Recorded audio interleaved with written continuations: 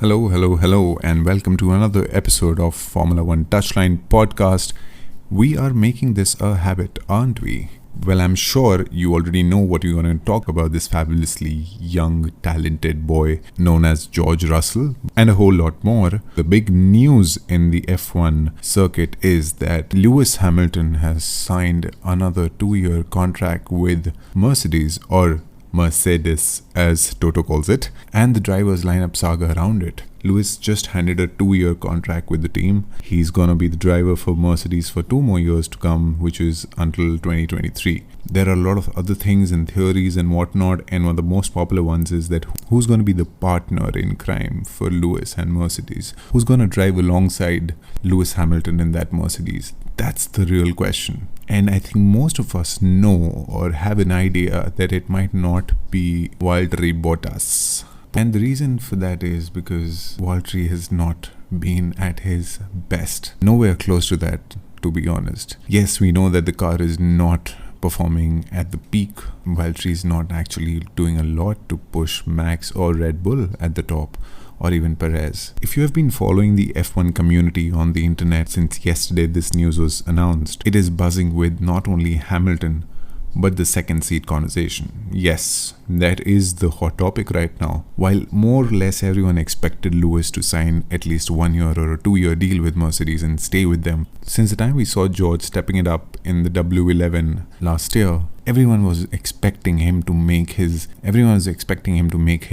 Mercedes debut sooner or later and to be paired with Lewis as a full-time driver. As soon as the Hamilton announcement happened on the internet, there was a tweet that goes out from Russell's Twitter account congratulating the GOAT, and then there was a follow-up tweet from Karun Chandok goes out saying that are we gonna see an all-Brit lineup for Mercedes being announced at the British Grand Prix at Silverstone?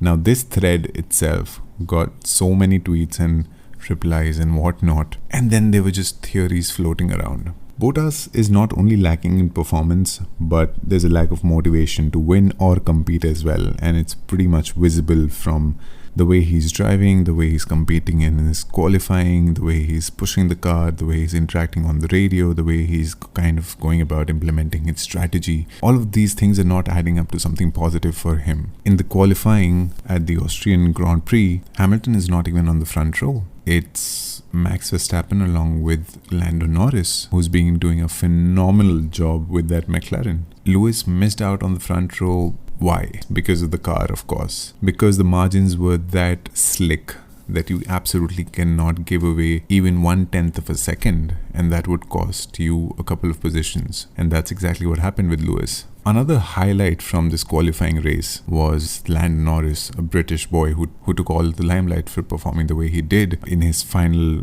qualifying lap. It was a monster of a lap. It was fantastic. We have hardly seen anything better coming from him in the past years. But another highlight of the qualifying was Geroge Russell. It was almost as good as if he's making a statement saying that, look at me, this is how I can drive a Williams car. Imagine how would I drive that Mercedes. I mean, it was all for us to see, and it was the first time I think it was first time after 2018 that Russell was able to put Williams into Q3, and with the Sebastian Vettel penalty coming in place, he would be starting at P8, which is a phenomenal result for him personally, and it would do so much good for his confidence, and of course it will raise an eyebrow or two in the Mercedes garage. But I think at the end of it, we definitely know that sooner or later Geroge Russell would be driving in that Mercedes along with Lewis Hamilton. It's just a matter of time. When are they going to announce this? As per some of the news which is coming in, Toto really wants to announce the second driver somewhere in winter. I think we won't even have to wait till winters to come. Announcement can possibly happen at British Grand Prix like Karun suggested, or hinted rather. So I think we all would love to see Geroge Russell in that Mercedes and competing up there with Lewis. We know he's a fantastic driver. He's extremely talented. He got age on his side. And honestly, if you put Geroge Russell in a Mercedes, what you're doing is that you're making the mix a little more interesting. Then it's just not Lewis versus Max in the coming years. It's Lewis versus Max versus Geroge Russell as well,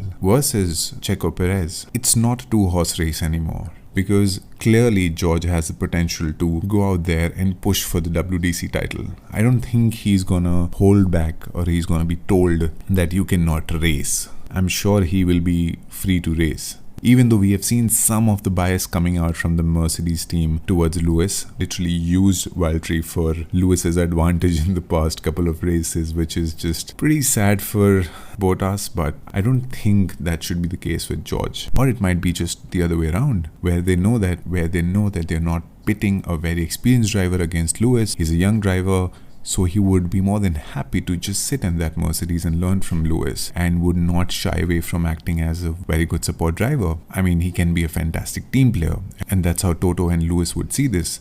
Another reason to have George in that seat is that he can be a fantastic supporting driver, rather than being overly ambitious, because he has age on his side. He can do the best to push Lewis. He can do the best to push Red Bull. He can learn in the first 2 years or 3 years while Lewis is around and act as a second driver, a supporting driver. He can learn, can get adapted to that Mercedes car, and as soon Lewis fades away, George will be ready to take over and challenge for that WDC title. That would be fantastic. Well, wrapping up this episode talking about Max dominating Austrian GP once again, at least till the qualifying. We're not sure what will be coming up at the race. Please do leave your thoughts and comments in the section below about seeing George Russell in a Mercedes, and how excited are you for this prospect to happen as soon as possible. Follow us on Instagram and YouTube. Give it a thumbs up if you like it, and I will see you at the races.